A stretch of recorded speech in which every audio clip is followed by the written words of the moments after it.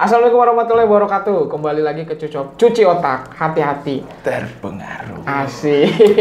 Aslinya maksudnya kan dia. Kenapa gua? Karena bukan gua ahlinya gitu loh. Selamat pagi, selamat siang, selamat malam, selamat sore di belahan kutub utara, kutub selatan, di Asia, di Afrika, Wakanda dan manapun lah Anda Dimanapun Anda berada. Ya. Selamat siang. Saya juga. Iya. Selamat ulang tahun bagi yang ulang tahun lah. Gue nggak tahu nggak ada yang ulang tahun sebenarnya. Selamat ulang tahun bagi yang ulang tahun. Hari ini biasanya kan gue yang jadi pembicara, ini gue jadi host. Jadi kita di rolling ya kan. Di kanan saya ada Bang Adriansah Aswaja. Ahlus Sunnah wal Jamaah, bukan asli wajah Jawa. Karena asli wajah jahat. Bisa juga sih. Bisa juga sih. Gimana Bang? Kabarnya Bang? Kabar baik. Nah, Bang Adri ini sosiolog lah. Sosiolog itu kan berarti kan dia bisa mengamati seluruh masyarakat baik internasional, nasional maupun kecamatan Maupun keluarga. Tingkat yang paling mikro. Sosiologi keluarga ada ya, mikro Ada. mikro ya. Unit terkecil dalam masyarakat adalah keluarga. Sih. Oke, yang kiri saya ada kolega saya, sahabat saya, Hafiz. Gue lupa nama panjangnya siapa? Hafiz Ma'ruf Akbar ya? Ma'ruf Akbar. Iya. Hafiz Ma'ruf, emang namanya Ma'ruf itu pejabat rata-rata Iya. ya. Ma'ruf Amin. Ma'ruf Amin, Aminuddin Ma'ruf, apalagi tuh. Ma'ruf. Gak usah bikin telinga gua naik juga dong. Sayangnya dia dipotong waktu itu menjadi pejabat. Kalau Fuadi itu biasa jadi staff. Gua nggak ngomong ya bang. Gua nggak ngomong ya. Nah, kalau kolega saya Hafiz ini, dia mengamati politik dan ekonomi internasional yang sedang terjadi secara mengglobal. Gimana kabar lo, Pis? Alhamdulillah Di tengah-tengah sehat. corona gini, sehat ya? Sehat. Nah, keuangan sehat? Keuangan, kesehatan finansial, alhamdulillah stabil, Nah, itu yang stagnan. terpenting ya kan. Jadi hari ini kita membahas tentang spiritualitas ya kan. Tadi spiritualitas. Ngomong keuangan sih belum bayar utang. Itu di belakang lah, jangan di sini dong. Buka-buka rahasia Iya, dapur. rahasia dapur. Jadi kalau spiritualitas itu di sekarang itu sangat penting ya, sangat penting kita prediksi dari tahun 2020 sampai corona sampai 2024 belum tentu selesai ini corona kan, ada corona, pengangguran, ya kompleks lah masalah-masalah internal dan eksternal. Nah, biasanya kalau orang dari 2020 sampai 2024 ini kan seleksi alam, ada yang bertahan, ada yang tidak bertahan, ya kan. Kalau Yuval Harari dia yang bertahan, dia beradaptasi. Iya. Tapi kalau misalkan kita belajar dari kebudayaan Asia Timur gitu, kebanyakan orang kalau nggak kuat secara mental dia larinya adalah ke bunuh diri, ya kan. Bahkan sekarang menariknya itu adalah fenomena internasional sekarang mulai kembali kepada ranah spiritualitas. Iya. Contoh kayak misalkan Turki sudah mulai menggait-gait tentang Ottoman Empire ya kan, tentang itu. Misalkan Cina sudah mulai ke Confucius Hindu-Budanya, India pun sama. Jadi udah mulai sekarang tuh orang mencari ketenangan diri itu bukan hanya tentang uang atau enggak bukan tentang kehidupan, tapi lari ke spiritual ya kan, mencari ketenangan diri. Nah, untuk pertamanya, gue nanya ke lo Bang, menurut lo spiritual di konteks seperti sekarang, pandemi ya kan, pandemi, terus konteks sulitnya mencari kebutuhan hidup dan yang lainnya itu bagaimana Bang? Memposisikannya harus seperti apa? Wah, langsung ke inti Pak. Super Iya dong. sekali. Biar isinya daging semua. Daging semua. Jadi kalau kita bicara spiritual ya memang itu suatu kebutuhan. Jadi kalau kita tahu misalnya di literatur sosiologi agama gitu ya, spiritual itu berbeda dengan iman, berbeda dengan agama, sesuatu yang terpisah. Walaupun kita meyakini lah di Islam itu menjadi satu kesatuan atau agama-agama lain ya, jadi itu dianggap suatu hal yang terpisah. Jadi orang yang ketika lahir itu udah pasti punya iman. Misalnya mencari-cari siapa sih Tuhan saya, ini pasti ada yang menciptakan saya, walaupun dia belum beragama. Seperti itu.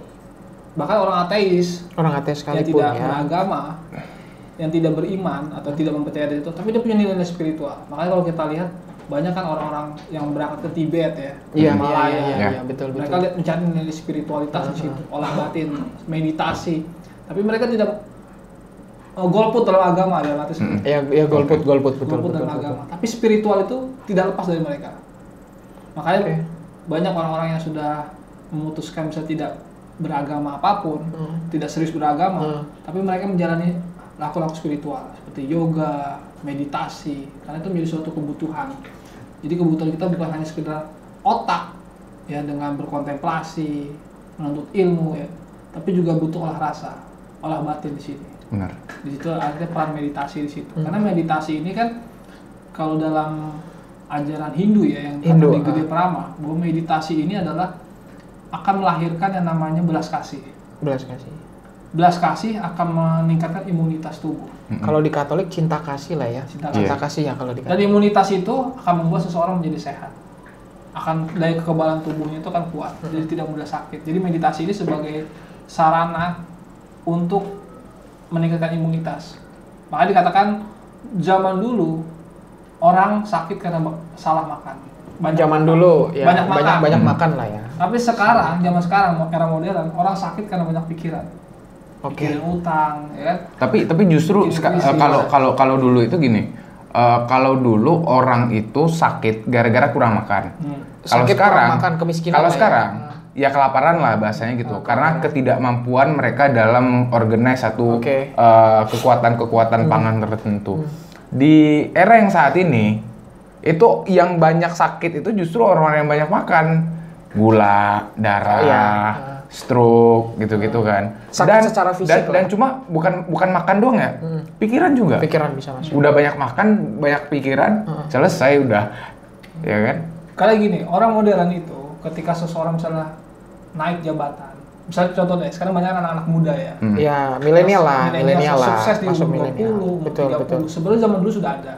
Umur 30 sudah jadi direktur utama, sudah menjadi pimpinan di salah satu perusahaan karena prestasinya. Nah, itu dikatakan para ahli-ahli meditasi, itu akan memunculkan nama sifat keakuan. Bos, masih muda itu kan darahnya Masih panas. menggebu-gebu lah, darah Kan? muda lah, darah Darah muda. muda. Kalau kata orang Eropa darah muda. Darah muda para remaja. Ya selalu merasa gagah. Nah itu 1 jam bersama Bang Adri. Iya. Eksklusif. Jadi perasaan itu ketika merasa dia selalu gagah dan memiliki rasa keakuan, itu akan melahirkan juga sifat temperamental. Iya. Temperamental. Dia akan mudah tersinggung, mudah marah. Perhatikan nih, orang yang suka menyombongkan diri atau angkuh, nih saya hebat, saya punya prestasi, saya bisa melakukan ini, bisa melakukan ini.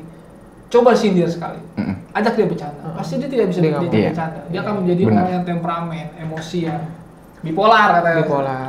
Emosinya mudah turun naik. Kan itu kesombongan itu juga akan kesombongan, keakuan itu akan melahirkan namanya temperamental, dan temperamental itu akan menurunkan imunitas. Disitulah dia mudah sakit.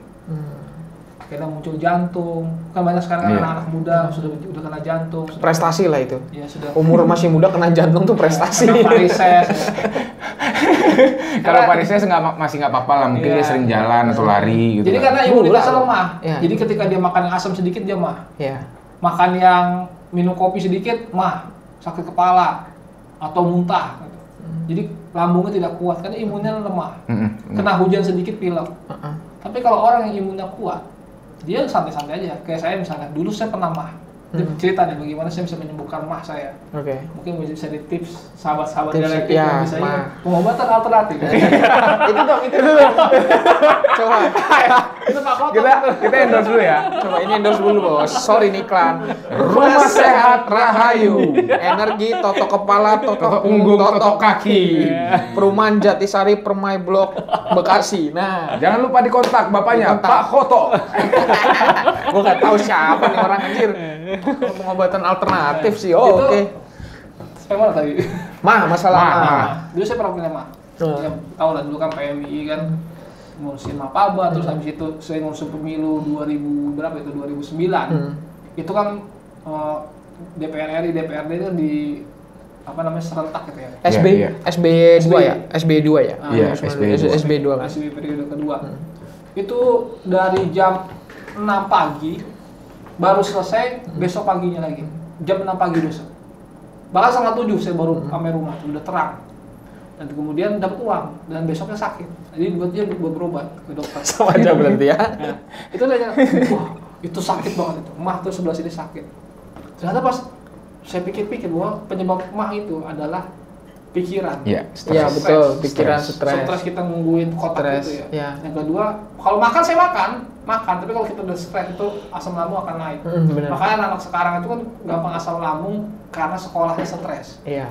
Kasih tugas, PR, Putus pacar. Pacar. Zaman sekarang kan begitu semua. Nah, salah satu solusinya adalah saat itu saya belajar sama seorang ustadz, namanya Ustadz Guntur Bumi. Saya nonton tuh. Bener nggak sih itu? Nggak benar, saya benar, nonton. benar. Saat itu malam-malam tuh Guntur Bumi. Kita tuh kalau terlalu banyak makan obat, nanti pembuluh darah kita bisa pecah. Makan obat tuh obat tablet apa? Obat-obat yang terlalu Ya, dokter ya, itu ya, ya, ya. karena di situ kan kurang bagus lah untuk saraf. Nah kemudian metode zikir, bizikrillahi tatma'innul qulub katanya dia. Dia mau cerita Al-Quran kan, berzikirlah maka hatimu akan tenang. Dan saat sakit itu, saya tuh minum obat dari dokter. Dua kali aja, dua kali minum. Dan ketika saya malam itu akhirnya saya coba zikir itu kan, yang diajarkan dia itu. Ketika saya zikir itu kayak perut ada yang gerak, gitu. Dan besoknya saya sembuh. Disertai zikir tadi. Disertai zikir itu. Obat plus zikir. Ya, obat plus zikir. Ya, ketika saya minum obat, akhirnya obatnya berhenti. Tapi masih pucat dan sembuh saat itu. Dan sampai sekarang tidak kambuh-kambuh lagi. Mah itu. Jadi ketika saya lihat, oh mah itu berarti sumbernya adalah pikiran, stres. Makanya kalau kita lihat ngerjain tugas, anak-anak kuliah itu pada ngerjain tugas sampai larut malam, ya, itu stres. Maka stres itu harus di-manage. Yep. Makanya kita harus membagi waktu di sini. Ya. Kita harus membagi waktu kapan kita melakukan Liburan, ikhtiar bersifat lahiri, zohiri ya, zohir dan ikhtiar ikhtiar bersifat batinnya. Nah, itu harus dibagi. Jadi kalau bisa kerjain tugas itu maksimal itu jam 8 malam lah sudah selesai. Jadi ketika udah jam 9 ke atas, 12 ke atas itu sudah tidak ada kerja tugas lagi. Itu kita sudah fokus istirahat dan bangun sepertiga malam untuk mendekatkan diri pada Allah Subhanahu wa taala. Nah, itulah disitulah kalau kita bisa memanage waktu seperti itu, insya Allah tuh bisa sembuh. Kita akan imun kita lebih kuat. Dan itu sudah saya praktekkan dan keberuntungan itu lebih nyata. Contohnya gini nih, ada dosen psikologi saya, psikologi agama waktu itu. Bilang gini, dia mengatakan ada kenapa sih orang Torikoh itu kan kalau bayar harus mandi ya? Iya, mandi. Jadi mandi tengah malam, sepertiga malam. Terus apa hubungannya sholat dengan kesuksesan? Karena kalau ketika mandi sepertiga malam itu fisik akan menenangkan batin, menenangkan jiwa. Dan apa hubungannya sholat dengan kesuksesan? Tidak ada hubungannya. Tapi ketika kita sholat, kita mengalami ketenangan. Yeah. Maka kita menghadapi pekerjaan seberat apapun, kita menghadapi dengan kondisi yang bagus. Berarti sholat itu untuk mendapatkan ketenangan. Ya kan? Itu. Ketenangan misalkan kayak lagi bangun bisnis atau lagi Ya. apa, ketenangan gitu. Betul. Kan. Nah gue ke Hafiz nih. Hafiz, menurut lu kan tadi kan Bang Adri udah membahas tentang yang namanya zikir dan pikiran ya kan. Gue inget temen gue tuh pernah bilang begini, kalau kita berzikir ingin sembuh, pengen tenang, tapi kalau pikiran nggak tenang itu sama aja nggak dapet. Oke. Nah, menurut lu gimana? Ya, pertama gue mau jelasin dulu tentang spiritualitas. Jadi spiritualitas itu sifatnya universal. Sebagaimana yang gue pahami itu sifatnya universal. Itu tidak hanya terpaku pada segmen-segmen tertentu, tapi juga berbagai kalangan, berbagai kelompok memiliki metode-metode tersendiri dalam melakukan spiritualnya. Dalam mendapatkan rasa. Yang penting dalam spiritualitas itu adalah rasa. Dari spiritualitas tersebut. Rasa. Dan rasa itu nggak bisa dirasain sama orang lain sebelum lu sendiri ngerasain. Misal gini, ini rokok nih, gue udah ngerokok, ya kan? Gue ngasih tahu rasa rokok ke lu nggak bakal bisa ngerasain rokok sebelum lu bakar rokok ini, gitu loh. Betul. Nah, walaupun cara lu bakar rokok entah itu gimana, ngisepnya gimana lah ya. Iya. Nah, dan itu caranya beda-beda. Tapi kan ya tetap rokok, rasanya rokok. Gitu. Itu inti dari spiritualitas. Nah, ketenangan itu bagian dari produk dari kesuksesan spiritualitas tersebut. Katakanlah gini, katakanlah kita sariawan nih, sariawan. Kalau misal kita sariawan, pada hakikatnya itu sebenarnya penyakit itu berada di dalam diri kita sendiri. Telat makan karena mikirin sesuatu, mikirin gitu pacar, kan. Atau keseringan ngopi terus, ya kan? Emang ngopi bisa sariawan? Bisa aja. Bisa. Artinya dengan ada pemikiran yang nggak seimbang, ada pemikiran yang nggak seimbang, kita cenderung hanya memikirkan pada satu titik yang seharusnya kita nggak memikirkan itu, karena kita memiliki skala kebutuhan primer yang harus kita butuhi terlebih dahulu. Kita melupakan hal primer tersebut dan mementingkan hal yang sifatnya tersier, sekunder dan lain-lain gitu. Ya. Nah, pada akhirnya diri jadi sakit. Nah, makanan yang dihadapkan kita nggak bisa terima. Oh, gorengan nggak bisa makan, gue lagi sariawan. Padahal yang salah itu bukan gorengannya, yang salah itu bukan jeruk di depan mata, yang salah itu bukan bakwan di depan mata, tapi yang salah apa? Hati yang berharap berlebih-lebihan. Hati yang berharap berlebihan dalam mendapatkan keinginan lah ya. Iya. Jadi yang salah itu sebenarnya bukan stres kita, tapi ambisi lah ya. Iya, namanya itu ambisi. Dan kenapa gua sedikit banyak berterima kasih kepada Mark Manson. Oh, yang kemarin ya. Tentang seni bersikap bodo amat. Ya. Karena Mark Manson bisa mensimplifikasi kata-kata spiritualitas, kata-kata yang sifatnya sofistik itu ke bahasa yang bisa dicerna oleh orang milenial pada umumnya. Iya. Makanya Mark Manson itu sebenarnya spiritualitas sebenarnya. Iya, itu sebenarnya spiritualitas, tapi dia bungkus dengan kata-kata yang lebih mudah dicerna oleh masyarakat tanpa menjelaskan genealoginya. Dia memberikan nih produknya, lu harus coba deh produk kayak gini. Lu harusnya nggak perlu mikirin hal yang sifatnya itu tersier, quarter, oktan, apa segala macam sampai terakhir itulah. Gitu. Jadi persoalannya, gue mau refer back ke pertanyaan lu tadi tentang dia udah zikir, tapi pikirannya kemana kayak Bang Adri kan lu pernah nyinggung, ya lu kalau sholat tapi pikirannya 19 detik atau nggak Geraldine ya kemana-mana kan gitu kan, nggak tenang gitu. Jadi dalam tingkatan spiritualitas itu ada tingkatan yang sifatnya lahiriah, ada sifatnya batiniah tadi. Nah, dua hal ini memang harus sinkron. Dua hal ini harus sinkron. Dan metode-metode yang diperkenalkan itu juga harus tepat, harus ada yang membimbing, harus ada yang mengajarkan. Kenapa orang lebih memilih kalau misal untuk menenangkan diri itu pergi ke Tibet? Pergi ke Tibet ketemu sama guru yang ada di Tibet katakanlah. Atau belajar Bhagavad Gita, terus yoga gitu-gitu. Karena apa? Sedikit banyak orang-orang itu merasakan bahwa kalau lu yoga tanpa lu punya guru gitu. Lu nggak punya guru, cuma sekedar gerakan-gerakan doang. Yang lu rasakan cuma pegel di tangan, pegel di sini, pegel di bagian badan secara lahiriah. Tapi kalau lu berguru, ya kan misal ada kayak orang India yang bisa duduk gitu sampai bertahun-tahun. Iya, yang tangannya ke atas itu loh, tangannya ke atas nggak turun-turun. Itu gimana itu? Kan ada gambarnya juga. Nah, itu artinya apa? Ada ilmu yang nggak cuma dipahami secara lahiriah. Ada metafisiknya di situ.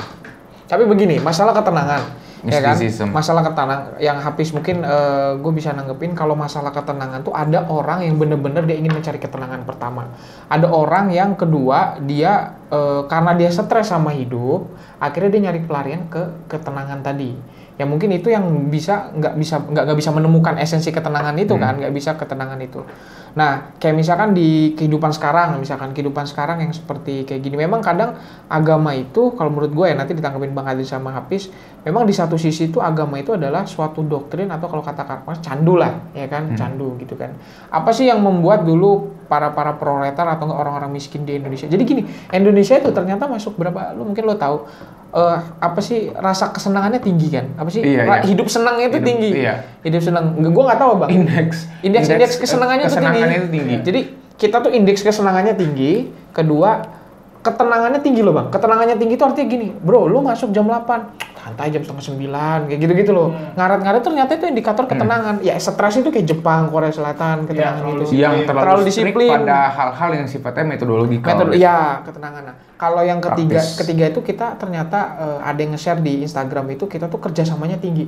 Masuk 5 besar apa 10 besar itu. Ada Belanda, ada Swedia, ya gitu-gitu. Masa gotong royong lah gitu. Ya, gotong royong dan lain. Berarti indikasi ini kan berarti orang Indonesia ini antara slow nggak tahu diri atau bagaimana, kan kita nggak tahu juga nih kan dari stres. Bahkan kalau misalkan gue pernah datang ke Banten lama itu, ke daerah-daerah itu orang-orang yang yang penting gue hidup bisa ngopi bisa ngerokok, udahlah senang, tenang, santai dia. Walaupun dia nggak punya rumah, nggak punya apa, kan itu senang. Ada Bang orang-orang di pinggiran Banten lama itu ada semua gitu. Bahkan di primordial gue pun ada juga orang yang begitu gitu loh, ada juga gitu loh. Nah, menurut lo berdua, Nah, ketenangan yang harus apa ya? Mungkin tasawuf atau enggak ketenangan yang harus dicari atau enggak ketenangan yang harus kita terapkan di model sekarang, di kondisi sekarang itu harusnya seperti apa gitu loh. Boleh ini ya, spiritual ketika kita bicara spiritual itu kaitannya pertama wisdom kan, kebijaksanaan. Tapi kalau yang lebih mudah aja, tadi kan ketenangan, wisdom. Tapi yang paling atas itu menurut gua optimisme. Optimis itu benar-benar aja resolutif. Resolusi. Resolusi jihad ya. Nah itu. Nah, kenapa saya bilang tadi optimis? Kalau kita tahu misalnya Indonesia optimis bukan. Dunia optimis lah. Bangsa optimis. Ya, jadi kayak misalnya kita kalau di Al-Quran itu kan ada fa'inna ma'al usri yusra. Inna ma'al usri yusra. Itu maka sesungguhnya dibalik kesulitan ada kemudahan. Ya. 2 kali disebut. Dibalik kesulitan ada kemudahan. Artinya ketika kita mengalami krisis pasti ada peluang di belakang. Dan itu katanya dua peluang, 2 kemudahan. Apa tuh? Ya begitu. Jadi orang ketika ingin mendapatkan suatu kemudahan, keberhasilan, itu akan diuji. Makanya orang kata berakit-akit ke hulu, bersenang-senang. Kemudian. Berakit-akit ke hulu, berenang-renang ke tepian, ya kan? Bersakit-sakit ke hulu, bersenang-senang kemudian. Itu kan surat tadi itu. Fa inna ma'al usri yusra. Nah itu. Jadi kita harus optimis. Nah, lalu wisdom, kebijaksanaan. Itu kalau menurut saya adalah ketika pikiran, ucapan dan hati itu bisa menyatu. Bahkan kalau kita bisa menyatukan itu, kita bisa mengendalikan sekitar kita. Nggak percaya? Coba tangan Anda taruh di meja. Apa nih? Lah itu bisa ngendaliin. Coba taruh di meja. Diam ya. Serius kan ini?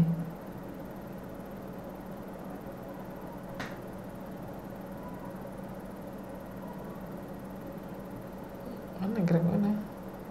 Agak gerak dikit kanan. Kenapa itu bisa bergerak? Tapi gue ngerasain kayak ada gelombang gitu. Seperti itu pikiran sama. Itulah ada namanya ketika kita bisa menyatukan pikiran. Pikiran sama apa tadi? Nyatuin pikiran sama? Ucapan. Pikiran sama hati. Ucapan itu kadang-kadang nggak harus diucapkan. Iya. Itu kita bisa mengendalikan. Salah satunya menggetarkan tadi itu.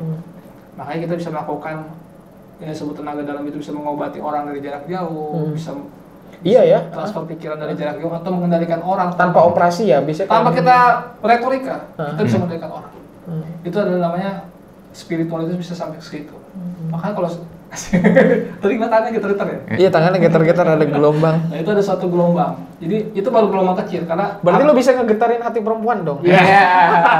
Pantes yang di podcast itu lo kayaknya digituin gitu. Buat chat orangnya dah tau.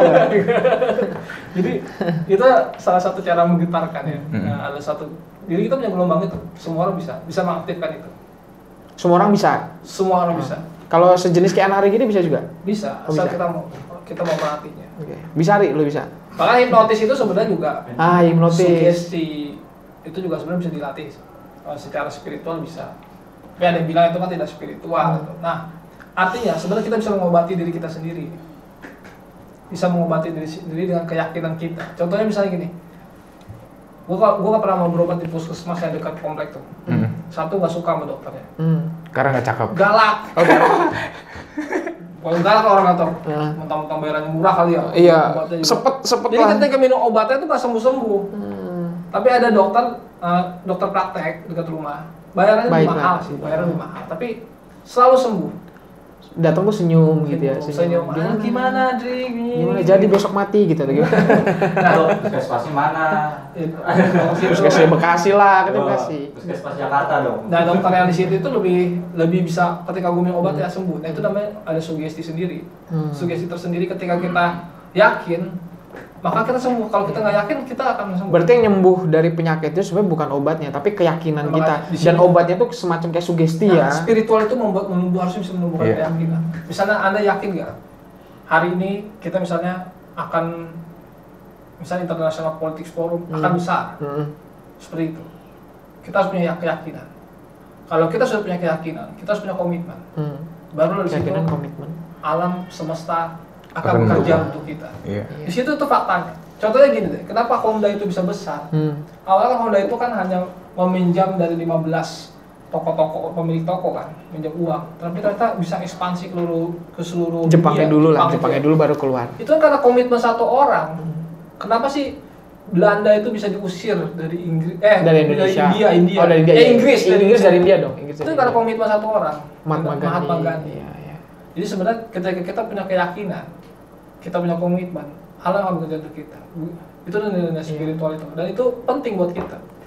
Dan kadang-kadang yang kita bicara Elon Musk aja, dia ada Tesla ya. kutipannya yang sangat menurut saya sangat keren. Apa tuh? Sesuatu yang kita anggap biasa-biasa saja di saat ini bisa jadi di ratusan tahun yang lalu itu menjadi sesuatu yang mustahil. Yep. Handphone misalnya, Biasa. biasa. Untuk sekarang, Sekarang. biasa. Tapi zaman ratusan tahun yang lalu, Canggih banget. Itu mustahil. canggih kalau banget. sekarang kita bilang nyetir itu cuma pakai pikiran kan, kiri kanan bel gitu ya, atau pakai kita pakai maps langsung udah kita sampai. Iya, benar. Kayak Tesla gitu Mungkin ya. saat ini ya mungkin ya sesuatu yang Biasa aja. ya biasa. Mungkin masih belum mustahil kan, kita Iya. belum semua orang punya. Tapi mungkin anak-anak kita, cucu-cucu kita nanti itu jadi biasa saja. Yep. Nah, jadi spiritualis itu memunculkan sikap optimis. Iya. Kalau kita munculkan di kita materikan, itu menjadi optimisme kita bahwa kita bisa melihat segala sesuatu yang belum terjadi. Benar. Berarti intinya adalah optimisme dan keyakinan dalam melahirkan suatu inovasi, ya kan? Itu pentingnya spiritual. menurut saya spiritual. Oleh karena Spiritual. itu beberapa spiritualis katakanlah kayak Ronggo Warsito dalam syairnya kan dia bilang kayak gini, nanti kelak Pulau Jawa itu akan Menjadi poros. jadi sabuk, dikasih sabuk, ya ada kereta api, ya kan, terus Jayabaya. oh Jayabaya ya, Oh, itu Jayabaya, Jayaboyo. bukan Ronggo Warsito. Bikin ramalan kayak gitu kan, terus ada apa kebo bule, terus ada lagi nanti kebo kuning kan. Ratu Nah, Adil gitu ya. Ya, Ratu Adil bangsa kuning Nah, kecil. gitu. jadi yang kayak gitu itu apa ya? Hasil dari perjalanan spiritual dia, yang di dalam perjalanan spiritual dia itu seperti ada apa namanya? Makna-makna dari tiap perjalanan spiritual dia. Berarti tuh. spiritual tuh mengenal ya. Iya, makanya orang-orang spiritualis itu cenderung futuristik. Iya. Hakikatnya mereka futuristik. Dan yang kedua mampu membaca makna-makna. Heeh. Oke. Makna-makna yang terjadi. Seperti tadi ada mimpi kan? Menafsirkan lah ya. Seperti ada mimpi. Menafsirkan. Ya tadi yang Ya, tadi terus itu. saya memaknai itu. Nah, futuristik meskipun pada penampilannya di era itu dianggap kolot. Ya misal masa ada orang bertapa terus jenggotnya panjang itu dianggap orang yang keren gitu. Ya enggak kan? Tapi dia futuristik ke depan. Dia lebih modern daripada orang-orang yang menganggap bahwa dia itu kolot. Betul. Berarti bisa bilang orang spiritual itu adalah orang yang inovatif. Ya benar nggak? Kan tadi belum futuristik. Inovatif itu lebih ke arah praktis sih. Iya, praktis. Lebih ya. ke arah praktis bagaimana hal-hal yang futuristik itu dituangkan. Itu Iya. inovatif. Visioner. Lebih ke arah visioner. Visioner. Jadi spiritual itu lebih kepada kegagasan ya, gagasan. Ini Contohnya bakal Rasulullah begini. SAW, Nabi Muhammad itu. Kalau kita baca, kemarin saya baca bukunya Hazelton itu ya, yang Muslim pertama itu. Nah, bagaimana biografi Nabi Muhammad di buku Muslim pertama itu, dia kan menjelaskan kondisi masyarakat Arab saat itu ya. Jadi orang pertapa itu kan umumnya kurus, kering, gitu kan, jenggotan segala macam. Tapi ketika Rasulullah itu sering ke Gua Hiro ya, naik gunung gitu, ke sana sering setiap malam itu. Tapi justru badannya tetap segar, tegap, dan pipinya itu masih tidak tirus gitu, masih cabi lah gitu, ganteng. Gemuk lah. Gemuk itu seperti itu. Itu nyindir gua. Dikatakan seperti itu. Enggak. Tapi nggak usah bertapa gitu. Iya, lu bertapa, prihatin saya kata. lu di sini telat makan aja mah lu. Kaki ke atas pertapa genit kayak yang di pertapa Naruto. genit Naruto Jiraiya. Nah di situ, jadi memang orang-orang visioner itu cenderung untuk mencari tempat yang sepi ya, menyendiri ya. Baru dia bisa membuat suatu perubahan besar. Contohnya gini, Rasulullah contohnya di Gua Hiro. Terus Buddha, Siddhartha Gautama di- dapetnya dari di situ. Pohon Budi, ya Iya. kan? Soekarno. Ibrahim. Soekarno Nabi Ibrahim, iya. Nah, Soekarno di berbagai kali pengasingan, Hmm. ya kan? Tan Malaka. Kan malah. Jadi seperti itu. Bahkan Hitler, ya, di penjara itu dia sudah menyusun rencana itu. Iya. Dia udah Rencana ada politiknya sudah disusun ketika dia dalam penjara itu kan. Jadi ketika konsep menyendiri itu atau uzlah itu memang bisa memunculkan visioner. Visi visioner itu harus diselesaikan dengan. Tapi itu bukan visioner aja, tapi mencari ketenangan ya. Mencari ketenangan. Iya, sebelum dia bisa memikirkan tentang orang lain, ketenangan orang lain, dia harus memikirkan ketenangan dia dulu. Iya. Kalau nggak salah gue dengar Soekarno ngomong kayak gini, aku cinta negeriku dan aku cinta wanita. Tapi yang paling aku cintai adalah diriku sendiri. Jadi larinya ke cinta diri sendiri lagi, ya kan? Tadi misalkan ketenangan, berarti ketenangan di sini maksud adalah futuritif atau inovatif tadi gagasannya.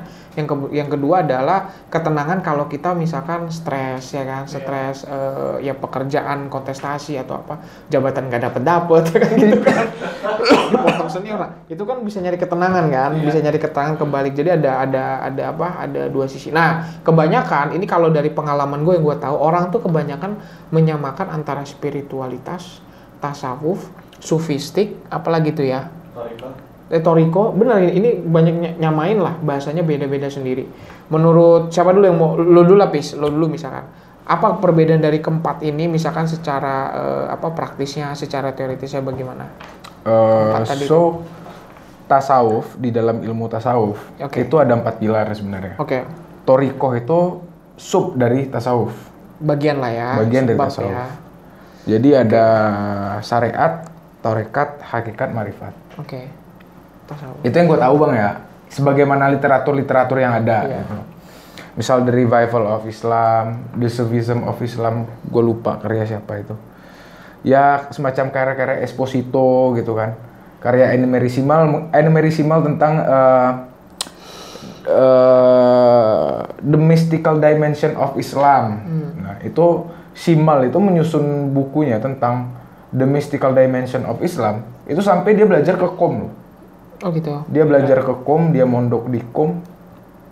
Sampai di batu nisannya itu, di batu nisannya Enumerisimal, itu ada tulisan dari Imam Ali, dari Ali bin Abi Thalib. Kalau nggak salah artinya itu seseorang yang telah meninggal pada hakikatnya dia bangkit. Gitu. Balik lagi ke persoalan etimologis tadi. Tasawuf, tarekat, spiritual, sama apa satu lagi tadi? Toriko, tasawuf, spiritual, sama sufistik. Sebenarnya di masa Rasulullah tidak ada satu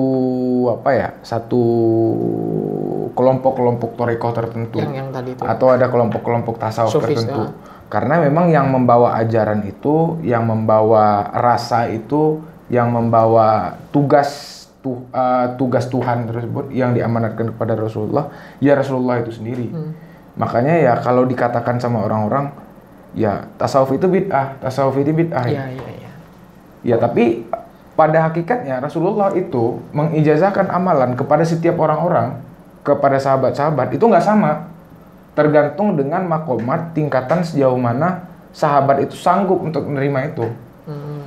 Makanya dari situ ada perbedaan-perbedaan wirid, ada perbedaan-perbedaan wirid.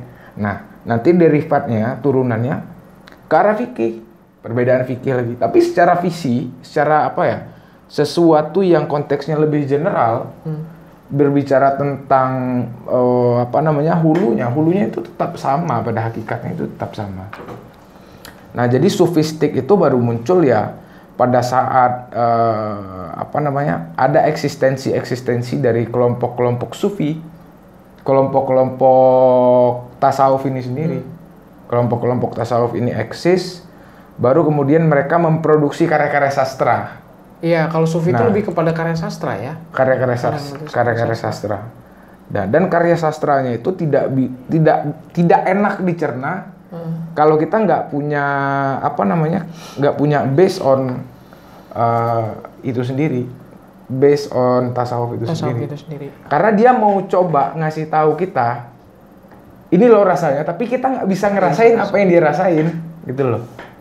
Yeah. So 4 hal ini beda ya tadi, tasawuf beda, torikoh beda, sufistik beda, spiritualitas juga beda. Karena kenapa? Ada juga orang yang merasa semacam mabuk atau mendapatkan ketenangan dari, walaupun ritusnya itu beda-beda, walaupun ritusnya itu bukan ritus Islam. Ya katakanlah kayak Saint Augustine. Santo Agustinus ya. Kayak Santo Agustinus. Dia kan hidup sebelum masa Rasulullah. Iya. Saint Augustine dia memproduksi buku, menulis buku tentang The City of God. City of God, City of Evil ya. The City of God.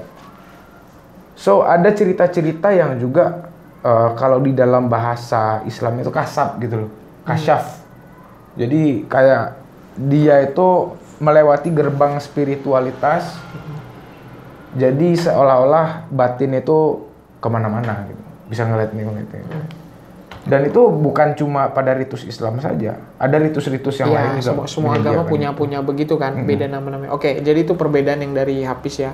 Bisa dibilang bahwa kayak tasawuf dan lain itu ada setelah era Nabi. Bisa dibilang gitu ya, setelah era Nabi ya kan. Ya bahasanya trial and error lah ya, nyoba-nyobain bagaimana memahami ya kan. Nah kalau dari lu Bang, gimana Bang antara perbedaan tadi itu? Kalau gue sih sebenarnya kalau ngikut ajaran Rasulullah ya, gue kurang setuju dengan tahapan-tahapan tadi. Ya nggak apa-apa dong. Oke, kita debat ya. Ini jadinya debat Tapi nih. keren. Nggak masalah, Bang. Namanya dialektik TV. Dialektik, harus ada dialektik. Mungkin agak berbeda ya. Kenapa sih seseorang itu dipakai tahapan ya? Kan mungkin mainstreamnya seperti itu. Iya. Ada syariat, tarekat, hakikat, ma'rifat. Ma'rifat. Itu kan tahapan-tahapan. Iya. Kenapa ada tahapan itu? Karena kita berislam itu karena keturunan sih. Iya. Salah satunya. Kenapa Anda masuk Islam? Pasti karena bapak Anda ibu Ya Anda bokap Islam. nyokap gue Islam. Iya, karena ada dalil di Al-Quran juga bilang kayak gini, yang membuat seseorang itu menjadi Nasrani dan Majusi Oh keluarganya? adalah orang tuanya. Ya keluarga. Artinya ketika Anda bisa aja dong ketika Anda lahir sebagai seorang Buddha jadi Buddha kan? Ya. Di situ artinya orang akan memiliki tahapan itu.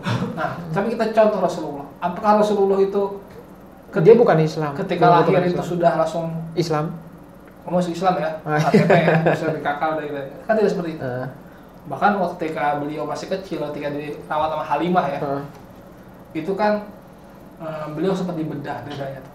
Jadi sama sepupu-sepupunya itu lagi jalan-jalan ke suatu padang itu kan lagi menggembala domba. Lalu ada laki-laki berjubah itu kan, Malaikat bawa gitu di atas ke atas bukit, lalu di dadanya dibelah, dikosok, Dibersihin lah ya. aduk sampai katanya keluar suatu darah hitam itu kan dibuang. Muhammad dibunuh gitu. Akhirnya ternyata begitu dilihat, dia malah wajahnya tuh cerah, ya kan, kemerah-merahan, putih kemerah-merahan, justru menjadi pribadi yang lebih segar, sehat, karena dadanya sudah dibersihkan, aku dibersihkan, terus dibersihkan dengan salju, segala macam, ceritakan seperti itu kan. Nah itu kan tandanya, nah kemudian Mi'raj, lalu ke Gua Hiro, dapat wahyu pertama, artinya dia itu sudah makrifat duluan, sudah mengenal hakikat dulu, baru syariat. Iya. Tapi gue mau bikin clear di empat tadi itu, empat unsur tadi itu. Karena kenapa? Kalau gue nggak memahami itu secara tahapan. Jadi lo harus syariat dulu, lo harus tarekat dulu, lo harus hakikat dulu, harus makrifat dulu.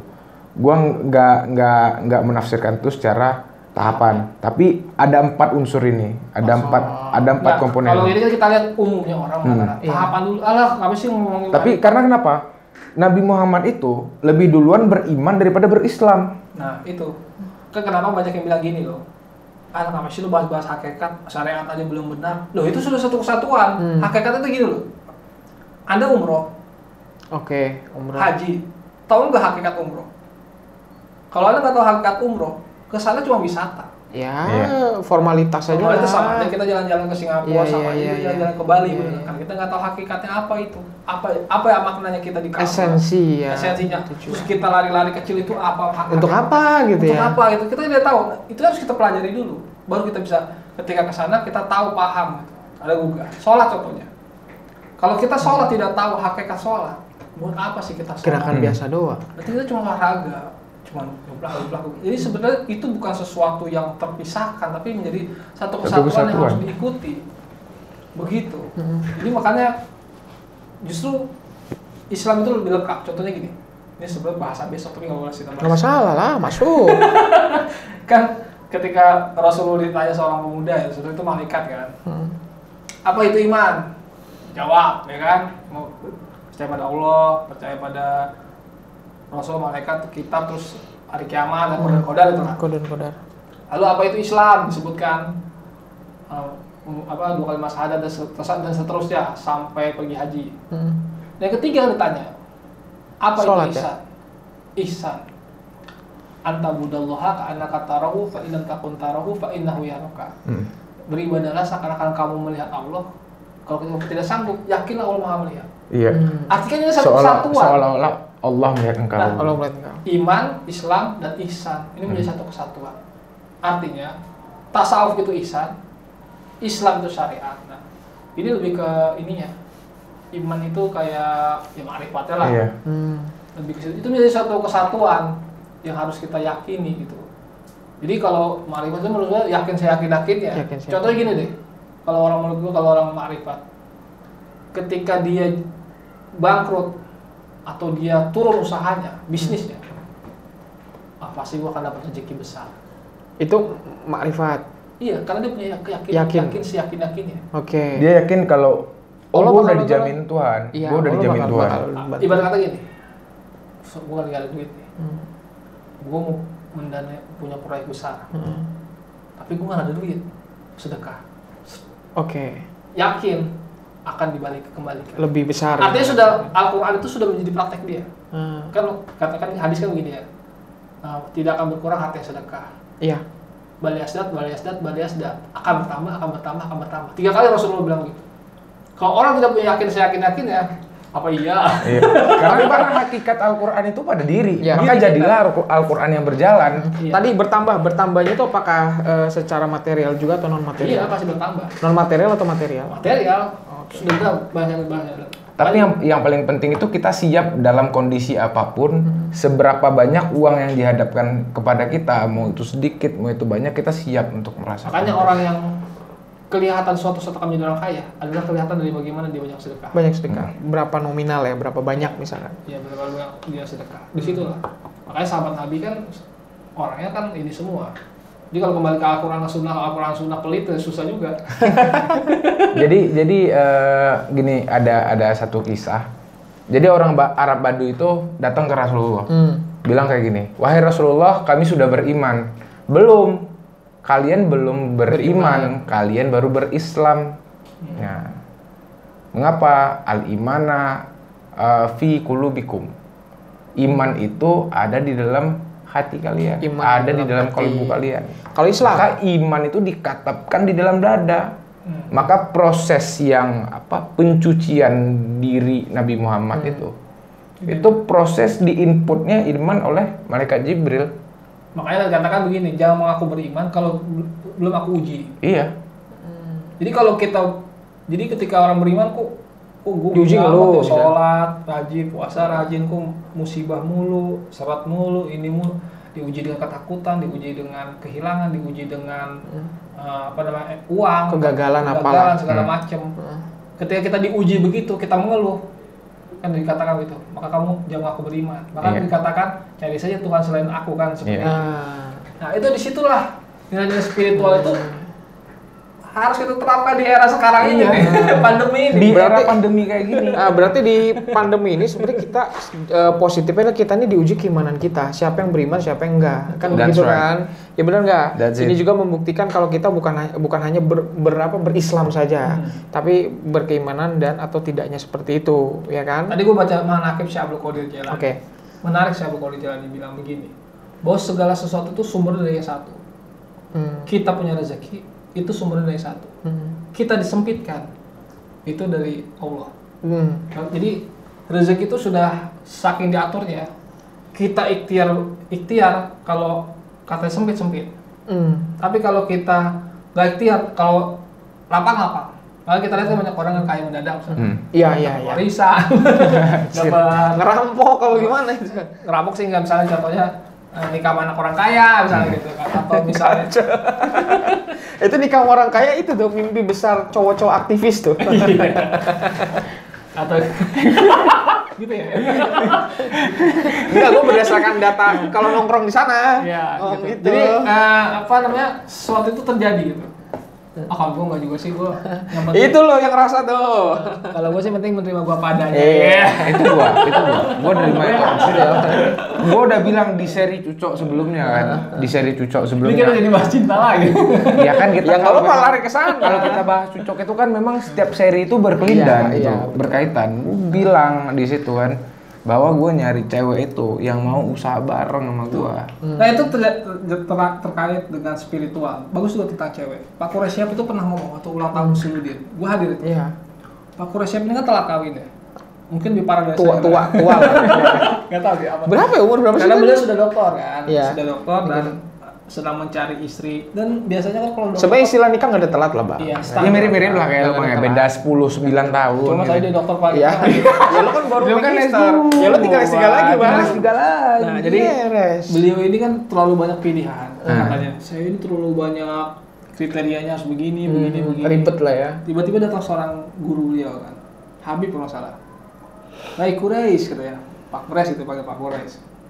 Katanya, kalau kamu belajar ilmu pengetahuan, gunakan akal semaksimal pikiran, pengetahuan. logika, gunakan.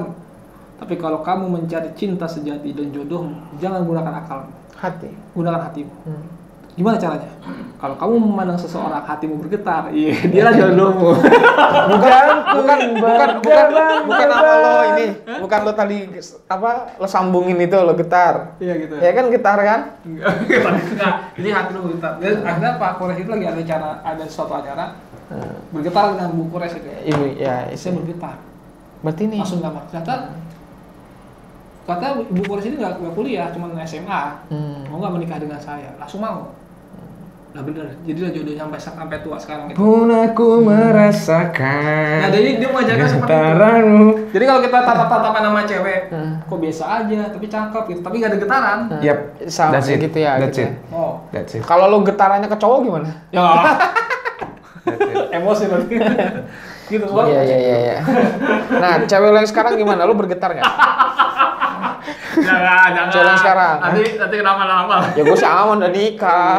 Iya, gue nggak bisa menafsirkan bergetarnya kayak gimana ya. Cuma Lo yang ngerasain jelas, nggak kita kayak gitu? Iya, yang gua jelas iya. kita Gua iya. itu first sight love. Oke. First sight love di salah satu warung kopi.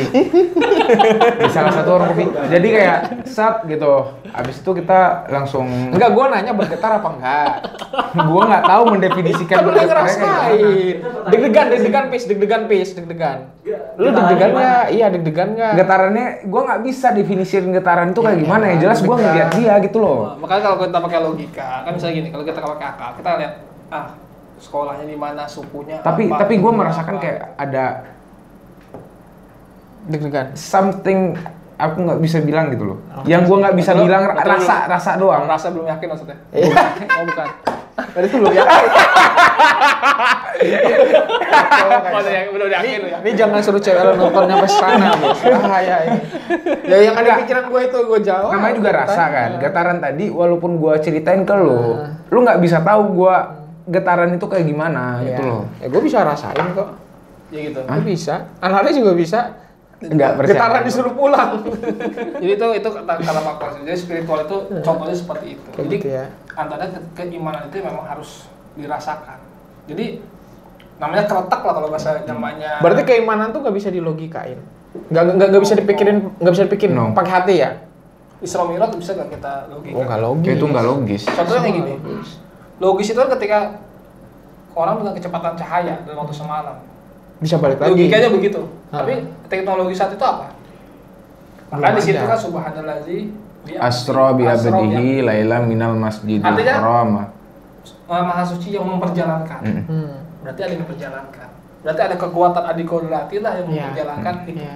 Nah disitulah ada suatu kisah nih, kisah seorang kakek tua yang ingin membelah gunung, Oke. yang ingin memindahkan gunung. Karena biar orang lewat tinggal lurus saja, Oh, tidak harus berputar. Iya, yang Cerita maco Tionghoa itu. ini. Iya, gue tahu tuh kayaknya. Nah itu kan digali Iya, digali. itu akhirnya dibilang ini orang gila gitu katanya. Sampai kapan gunung itu bisa pindah katanya? Sedangkan kamu sendiri kerjanya. Nanti cucu akan meneruskan perjuangan. Sana. Ini akan pindah. Dibilang gila. Disitulah akhirnya muncul. Kalau mereka bisa sebutnya dewa ya. Kalau kita nyebutnya mungkin nggak ngerti lah sebutnya. Ya. Lalu ada dewa itu megang gunung itu dipindahkan. Tak gitu, lewat. Nah itu juga terjadi ketika misalnya peristiwa kemerdekaan Indonesia. Mungkin saat itu tidak ada yang berani untuk melawan Jepang kan. Iya. Wah semua tembak mati lah. Udah ini pong. Tiba-tiba Udah ini kan. Hiroshima Nagasaki kena bom, Bom. ya kan? ada kekuatan seperti itu. Ada momentum. Ada momentum. Ada momentum, pas. Proklamasi itu kan. Artinya kan innallaha yughayyiru biqaumin hatta yughayyiru bimin anfusihim. Jadi itu kita tidak akan bisa merubah nasib suatu bangsa Kalau kita nggak berubahnya. kalau kita tidak Allah tidak akan merubah nasib suatu bangsa. Itu sama gak sih kayak hidayah gitu? Oh, ntar lain lagi nih hidayah. Lagi beda hidayah. Kalau hidayah kayak lu dapat hidayah majalah. Lu dapat hidayah. Nah, tidak akan mengubah nasib. Allah tidak akan mengubah nasib suatu bangsa, suatu kaum kalau dia tidak sendiri merubahnya. Iya. Artinya kan bahkan Bung Karno itu kan bilang dengan rahmat Allah yang Maha Pengasih lagi Maha Penyayang dan berkat didorong oleh keinginan luhur supaya berkehidupan berkebangsaan yang bebas. Jadi rahmat Allah dulu, baru keinginan luhur untuk merdeka itu. Nah itu jadi ada suatu tahapan spiritual. Jadi ada suatu keyakinan bahwa kalau kita nih berjuang dengan sepenuh hati dan komitmen untuk kemerdekaan Indonesia, Allah pasti turun tangan. Yep. Turun tangannya bukan artinya Allah itu akan ikut campur untuk memerdekakan Indonesia dengan rahmatnya. Tuhan bakal intervensi. Nah, dengan rahmatnya itu. Makanya itu disitulah keyakinan kita. Spiritual itu tidak bisa kita lepaskan. Ya, misalnya contohnya gue, kenapa gue bisa jadi wisudawan terbaik? Iya. Karena lo yakin. Gue yakin, gue doa tuh. Ya Allah, saya ingin jadi wisudawan terbaik. Secara logika IPK saya tidak sampai untuk jadi wisudawan terbaik. Karena ada lebih tinggi. Tiba-tiba teman saya menunda Pak wisudanya. Teman yang di atas IPK-nya. Kenapa tidak berangkat? Kayaknya harus revisi lagi. Udah gue duluan ya. Daftar lah wisuda. Ketika wisuda itu IPK tertinggi, Pak. IPK lo berapa? 3, berapa? Ya sih, lupa gue 3,55 berapa gitu. Nah itu ternyata teman-teman lihat, wah tertinggi nih. Yang lain masih di bawah kan 4, 2 gitu. Akhirnya jadi wisudawan terbaik. 4,2 gimana? 3,4. Oh, 3,4. 3,2. Gue kira IPK-nya 4. Summa cum laude. Di SPS gak ada yang 4, Pak. Gak ada yang 4. Kalau di tempat fakultas lain ada. Akhirnya wisudawan terbaik. Dan gue pikir gini, seandainya dia tidak revisi, dia jadi. Dia yang terbaik. Dia yang terbaik. Bukan lo. Bukan gua. Iya. Tapi dia di wisuda berikutnya dia jadi terbaik. Nah di situ kan artinya rezeki. Rezeki tak akan tertukar, bro. Iya. Bro, ya kan? Iya. Kalau rezekinya gua, ya gua. Ya sebenarnya gue memahami nasib dan takdir itu kayak gini loh. Mungkin maafin gue kalau gue agak sedikit fatalitas dan jabariyah ya. Takdir itu sebagaimana yang udah digariskan. Takdir. Ya mati misalkan. Takdir. Mati, rezeki, maut dan mati, maut, pertemuan dan lain-lain itu takdir. Sebagaimana yang udah digariskan gitu. Akan tetapi nasib adalah bagaimana manusia menyikapi takdir tersebut. Nasib. Oke. Kalau kata Sujiwo Tejo, menikah adalah nasib, mencintai adalah takdir. Oke. Kau bisa merencanakan menikahi siapapun, tapi nggak bisa kau rencanakan cintamu untuk siapa. Berarti nggak bisa ngegerakin gitu. Sorry ya, Sujiwo Tejo gue pakai quotes. Tapi kalau untuk menikah kan harus ada yakin juga. Misal lo yakin sama cewek lo nggak yakin kan gimana? Iya. Kalau Asal yakin juga. Cinta datang karena sudah terbiasa. Iya. Dewa 19. Jadi kita bisa memilih sebenarnya. Di situ kita bisa memilih dengan siapa kita mencintai seseorang. Yang penting adalah klop itu. Yang penting masuk. Jadi kalau menurut gue memang semua psikologis itu semua sudah diatur Tuhan tuh. Ketika jodoh kita ini ya sudah itu gambaran diri kita. Iya. Gambaran diri kita. Jodoh cerminan diri. Jodoh cerminan diri. Kira-kira lu udah nemuin, Bang? Hah? Kira-kira. Sentuhlah dia tepat di hatinya. Ya, kita sudah mulai membahas mulai dari tadi tasawuf atau enggak spiritual sampai ke cinta, ya kan? Sampai ke cinta. Kebetulan dua senior, bukan dua senior ya, ini salah satu senior. Gue nggak enak juga dia nggak begitu kan. Dan ini yang satu sedang berbunga-bunga, Bang Adrian, yang satu berkeping-keping. Tanda tanya. Gue ya. Iya, orang masak nggak sih? Ceweknya masak nggak sih?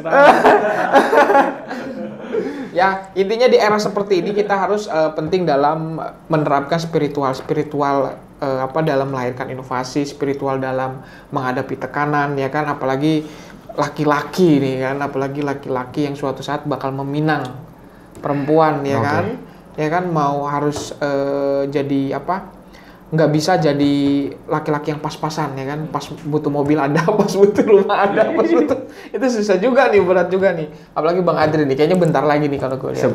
Kalau gue lihat sebentar lagi. Sebentar lagi. Hilalnya udah kelihatan. Hilalnya udah kelihatan. Ya setiap Sabtu datang itu loh. Itu mingguan bukan bulanan. Bang ini nonton gak Bang? Nanti potong. Kat ngeri juga Mas gua. Setiap mingguan. Dia paham lah. Iya. Udah purnama. Udah purnama banget. Jadi kita mengutip kata Mark Manson, kita mengutip kata Roy Kiyosaki, kita mengutip beberapa tokoh-tokoh dunia ya, tokoh spiritualitas, tokoh ekonomi dan lainnya, bahwa spiritualitas itu bisa diterapkan di bisnis ya kan, bisa dalam kehidupan berpolitik, bisa juga dalam akademik juga bisa ya kan. Konteksnya adalah luas ya kan. Tadi juga kita membahas tentang nabi-nabi dan yang lainnya. Nah, yang terakhir closing statement dari lu, Pis. Apa, Pis? Nah, mungkin kayak syair-syair sebelumnya ya, gua inspire banget sama... Mungkin lo mau membaca syair, boleh? Syair Hamzah Fansuri. Oh, Hamzah Fansuri. Syair... Terus kayak saya bahas ngutip Robert Kiyosaki ya. Jadi Hamzah... Dia nggak punya syair dia. Hamzah Al-Fansuri itu salah satu ulama tasawuf yang ada di Aceh. Nah. Syairnya perahu. Jadi, inilah gerangan suatu madang. Mengarangkan syair terlalu indah. Menyusuri jalan tempat berpindah. Di sanalah itikat diperbetuli sudah. Wahai muda, kenali dirimu, ialah perahu tamsil tubuhmu. Tiadalah berapa lama hidupmu, ke akhirat jua kekal diamu. So, kuncinya itu adalah kenal diri. Awaludin ma'rifatullah, man arafa nafsahu faqad arafa rabbah. Kunci itu udah kita pegang, selesai semua perkara. Kuncinya tuh kenali diri ya. Iya. Ntar saya potong video ini. Kok gitu sih? Ini closing statement. Nggak, waktu saya potong saya jadi quote. Oh iya, itu closing statement. Di-delete apa gimana itu? Ntar saya bikin itu sendiri, upload di Instagram. Oh, di Instagram. Itu yang gua garis bawahi dari percakapan yang sangat produktif antara moderator kece dan Bang Adrian. Betul, jadi nah, closing statement lu udah kan? Closing statement lu. Kan Allah itu tergantung prasangka hambanya. Saya mengutip tadi Robert Kiyosaki ya, di bukunya ini. Bahwa ketika engkau mengatakan bahwa orang kaya itu jahat, maka kamu tidak akan kaya-kaya. Oke. Orang banyak uang itu jahat, maka kamu tidak akan banyak uang. Tapi kalau mengatakan banyak uang, kaya raya itu adalah suatu kebaikan, maka kamu akan kaya. Itu mungkin yang salah dipahami sama yang artis kemarin tuh. Ya, Nadine Amizah. Oh iya. Itu kan sebenarnya dia ngutip Robert Kiyosaki ya, cuma dia aja nggak pintar aja menyampaikan. Iya. Jadi kalau kita menganggap banyak uang, punya jabatan, punya pangkat itu suatu kejahatan, suatu keburukan, maka kita tidak akan dapat itu semua. Tapi kalau menganggap itu suatu jalan untuk meraih kebaikan, maka kita akan dapatkan itu semua. Karena Allah itu tergantung prasangka hambanya. Nah, baik buruk itu tergantung kita menyikapinya. Disitulah. Bisa jadi yang kita anggap itu buruk, tapi baik buat kita. Bisa jadi yang kita anggap itu baik, itu buruk buat kita. Yep. Betul nggak? Bisa jadi ketika kita lahir dengan keluarga yang susah, bisa jadi itu baik buat kita. Itu baik buat Iya. kita. Karena kita punya tempaan. Iya, mental. Kita tidak dimanja. Iya, nggak dimanja. Tapi bisa jadi orang yang lahir dengan keluarga yang kaya, justru itu menjadi buruk buat dia. Jadi terpelosok, manja yang segala macamnya. Maka kita harus berprasangka baik. Dan sekolah spiritual dari situ mampu menangkap makna dan pelajaran dari setiap fenomena yang ada dalam kehidupan ini untuk mengenali diri kita dan Tuhan kita. Yep. Subhanallah ya. That's it. Gila, hari ini daging semua. Ini daging semua. Kalau hashtagnya itu adalah pengenalan diri, ya kan? Pengenalan diri, berpikir positif, ya kan? Mempelajari bahwa apa yang sudah ditentukan, apa yang sudah ditakdirkan oleh Allah Subhanahu Wa Taala itu baik buat kita. Mau kalian lagi susah, kalian lagi stres, kalian lagi nggak ada punya uang, kalian diputusin, diselingkuhin, diancam, dianiaya, banyak lah ya. Itu kalian ambil sisi positif. Ketika kita diselingkuhin, ingatlah. Nanti kau bukan yang terbaik untukku. Masih ada 3 miliar 21 orang lagi kata Jason Ranti. Jumlah perempuan di Indonesia. Kata Jason Ranti masih ada 3 miliar 21 lagi. Nggak mungkin itu nggak dapat satu, itu nggak mungkin. Patah tumbuh hilang berganti. Mati satu. Pucuk dicinta ulam tiba. Kalau Indonesia dapat 3 saktan. semoga. Vicky Naki aja Kazakhstan. Kazakhstan. Nggak usah jauh-jauh lah, ini sini-sini aja. Ya. Bintaro ya Bintaro. Tapi udah Kazak banget sih, kalau itu udah Kazak banget ya. Gua lihat udah Kazak juga. Oke, gua tutup dulu ya. Tirta. Siapa Tirta? Bintaro lu Bintaro. Siapa sih Bintaro apa BSD? Siapa sih, Bang? Kita cut saja. Aduh. Sampai jumpa. Pertemuan kita lagi di Cucok. Cuci otak. Ya, selamat. Hati-hati Ya, terpengaruh. Anda terpengaruh. Kita juga terpengaruh. Anda terpengaruh. Yang harus terpengaruh itu Anda, bukan kita. Ya kan? Selamat pagi, selamat malam, selamat siang, selamat ulang tahun. Wassalamualaikum warahmatullahi wabarakatuh.